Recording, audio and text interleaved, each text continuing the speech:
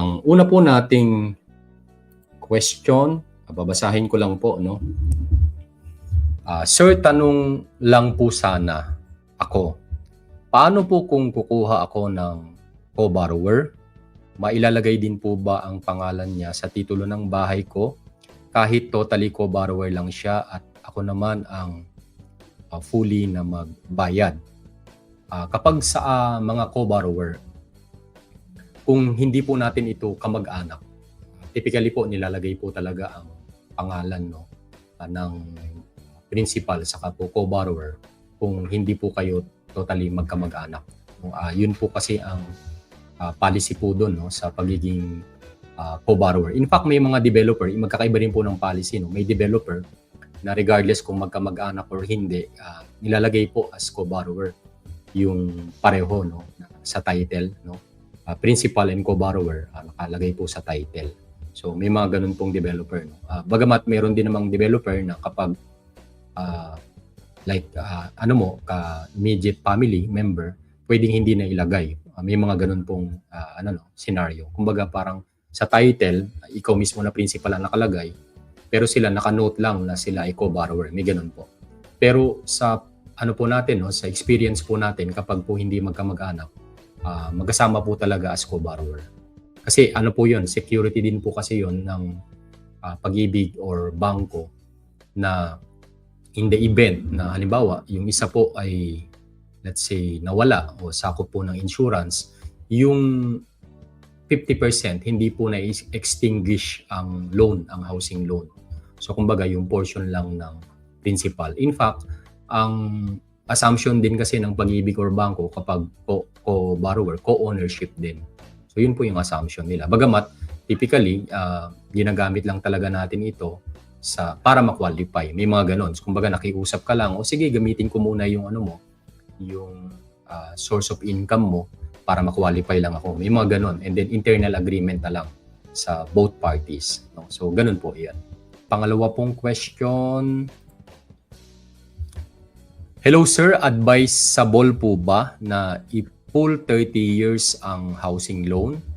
Advisable ba na i-full 30 years ang housing loan? Depende po ito, no? Ang 30 years housing loan, especially kung Pag-ibig, nakasagad po ito na 30 years pag para po ang atin pong monthly amortization ay mababa lang at mababa din ang required salary. So kung ang salary po natin ay pang 30 years at ang edad natin ay pwede pa tayo sa 30 years, yun lang po talaga ang qualification po natin. Like for example, sa 30 years, ang required salary ay let's say 20,000. Tapos ang sweldo mo 20,000. Kung ito 25 o 20 years po yan, lalaki na po ang required salary. Hindi na po kayo mako-qualify sa housing loan. Kailangan nyo na mag-co-borrower sa cases po na ganon. So nakadepende kung ang sweldo nyo pang doon sa 30 years loan term, wala po tayong option kung hindi pang 30 years. Kahit gustuhin natin ng shorter term like gusto natin 20 years or maybe 15 years, which is mas malaki yung monthly amortization, thus mas malaki din ang required salary. Hindi naabot yung sweldo natin. So yun, ganun po ang sistema, no? Unless malaki po yung sweldo ninyo na pwede kayo sa less than 30 years sa higher monthly amortization at higher required salary kung pasok pa kayo doon. So meron kayong option na mag-shorter term. Bagamat kung sakto-sakto lang ang budget natin, kahit kaya nyo ng 20 years sa required salary or kaya nyo ng mas shorter pa, titignan nyo din yung inyo pong capacity na magbayad po ng monthly. Kung ang capacity nyo right now ay magbayad po ng pang monthly for 30 years, which is mas lower, o pwedeng yun po ang option nyo kasi syempre, kung shorter term na, mas malaki na yung monthly. Like for example, kung sa 30 years, 6K monthly. Kung sa 15 years, magiging 8 or 9K monthly na. Tingin nyo, mabibigatan kayo doon. Doon muna kayo sa pang 30 years. Kasi may option din naman po kayo na mag-apply to principal, yung advance payment through apply to principal, na kung saan, hindi nyo na kailangan paabutin ng 30 years ang inyo pong long term. So, yun naman po yung option na automatically, mas-shorten po yung long term kahit naka 30 years long term po kayo. So, ganun po ang pwede nyo pong option. Ito po yung susunod na question. Magandang gabi po. Saan po maaaring magbayad ng advance to principal at magkano po ang maaaring ibayad kapag principal advance o mag-advance to principal? Saan po pwedeng magbayad?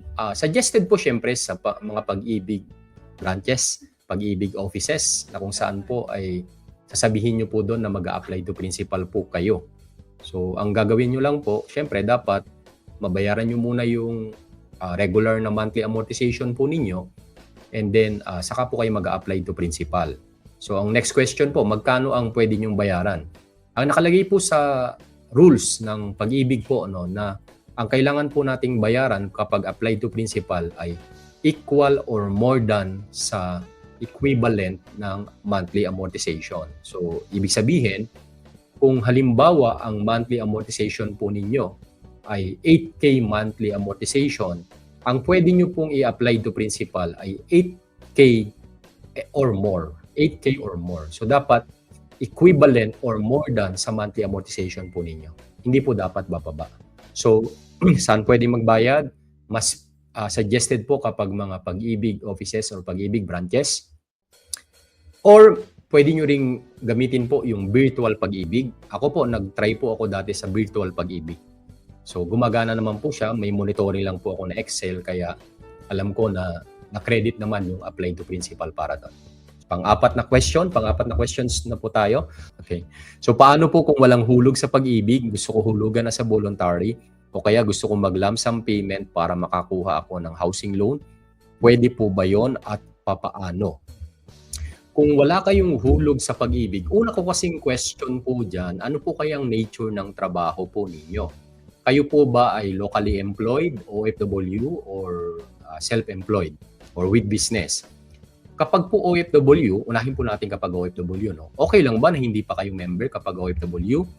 Okay lang po, no? Kasi may mga OFW talaga na hindi pa nagpa-member. Although ngayon, parang meron yata yung mandatory na magpapa-member, no? Pero if in case hindi po kayo member, voluntary po talaga kapag po OFW. So, yun po ang anyo pong category, no? At pwede po kayong maghulog ng pag-ibig contribution ninyo at pwede rin po kayong mag-lump sum payment. Bagamat, may timing din po no? Kapag kayo po ay magpapa-contribute o magpapa-member. Kasi depende po yun sa na-avail nyo na bahay. Kapag po kasi ang na-avail nyo na bahay ay mga pre-selling status, kagaya po ng mga aabot ng 2 to 3 years or 3 to 4 years na mga housing project, yun po ay hindi nyo naman kailangan mag-lump sum agad kasi nga magda-down payment pa po kayo. So sa itatagal na 2 to 3 years, by that time, pag natapos po yung down payment po ninyo at naghuhulog na po kayo sa pag-ibig din, meaning to say, naka 24 months or more na kayo na contribution after matapos yung down. So hindi nyo na po kailangan mag-lump sum. So kailan po ba mas suitable ang lump sum payment? Kapag po ang ina-avail ninyo ay mga ready for occupancy, na kung saan meron din po kayong pang down payment agad at ipaprocess na ang ating housing loan sa pag-ibig, yun po yung mga suggested or advisable na pwede po kayong mag-lump sum payment. So po pwede po yun. Yun po kapag OFW. Now, kapag po kayo ay locally employed, of course, syempre, questionable na po kung hindi kayo member ng pag-ibig kasi ang employer, kailangan po pinapa-member kayo sa pag-ibig at hinuhulugan po nila yung corresponding contribution. So mate-technical na po kayo doon kung kayo po ay locally employed at hindi naguhulog ang employer ninyo. Kapag self-employed naman po kayo, maybe mga freelance, talagang voluntary po yon. Pero iba po yung requirements. Ang magiging requirements po ninyo ay nagpa-file po dapat kayo ng income tax return ninyo sa BIR. Kasama po yon. Kung with business naman po kayo, syempre, depende sa nature ng business ninyo. Kung ito ay may mga physical store o physical office, kailangan po ng mga permits. Bukod pa dyan po yung income tax return at BIR po. No? So, yun po yung kailangan kapag po tayo ay self-employed. Good day, sir. Ano po ang mga requirements to avail expanded 4PH housing loan? Pareho pa din po ng requirements sa typical po na regular housing loan. Nakakaiba lang po sa qualification. At of course, syempre, yung nature ng trabaho po ninyo. So may mga list of requirements kapag kayo ay locally employed, OFW, with business, self-employed, virtual assistant, or home base. May kanya-kanya pong list of requirements dyan, no? Pareho lang po yan, regular housing loan or sa may expanded 4PH. Saan ba siya nagkakaiba? Nagkakaiba po siya sa qualification. So una, meron pong qualification pagdating po sa kung may property ka na ba or wala. So, ang expanded 4PH po pwede ka kung first time mong maging homeowner. Hindi po home borrower ha. First time mong maging homeowner. Ibig sabihin, wala kang minana, walang nakapangalan sa iyo na property. O, yun po ang qualification na una. Dapat wala pang nakapangalan sa iyo na property. At first time mong magkaroon ng property. Either housing loan or either other means, dapat wala. So first time mo dapat na magkaroon ng property. Pangalawa po, may qualification in terms of salary. Ang salary, kapag po within Metro Manila ka nagtatrabaho, dapat po less than 47,000 monthly. May gutal pa po yun, no? I-round up ko na lang. Less than 47,000 po ang monthly po ninyo na basic salary. So at that time na i-process ang loan, so dapat po hindi mag-increase yung salary nyo at that time. Kapag sumobra, regular housing loan na po kayo. Or kapag kayo po yung tatrabaho outside Metro Manila, 34,000 and below. O, yun po ang qualification. Kapag OFW, wala pong income ceiling kapag OFW. Basta po first time na homeowner. And all other requirements, pare-pareho na po. And of course, syempre, ang bibili nyo pong bahay, yung pang 4PH. Hindi po lahat ng bahay pang 4PH. Hindi po lahat ng bahay. So, kadalasan lang po yung mga socialized housing. Yung mga 950,000 lang ang loan amount. Mas maliliit lang po na bahay. Itong mga 4PH. Kasi nga po, subsidized ng government in the next 5 to 10 years, subsidize yung interest rate ng inyo pong housing loan. So, mas mababa siya sa typical na 6.25% per year. Kasi po sa expanded 4PH, 3% ang interest rate sa loan. 3% lang po, no? Sa Pag-ibig. And then kapag may pondo pa po ang DSUD o yung Department of Human Settlement and Urban Development, ito po yung particular department ng government pagdating po sa housing, especially mga housing project, new housing project. No, pwede pa silang mag-additional ng 2%. Kaya po ang interest rate na lang pwedeng 1% na lang per year, no? Pero syempre, nakadepende po 'yun sa budget, no, yung annual budget. Kaya po yung pinaka-safe 3% po ang interest rate na binibigay na lang ni Pag-ibig para sa mga home borrower under 4PH in comparison po dun sa 6.25% na regular housing loan. And then may mga promo pa po yan na 4.5%, depende po, no? So sa category po ng particular housing.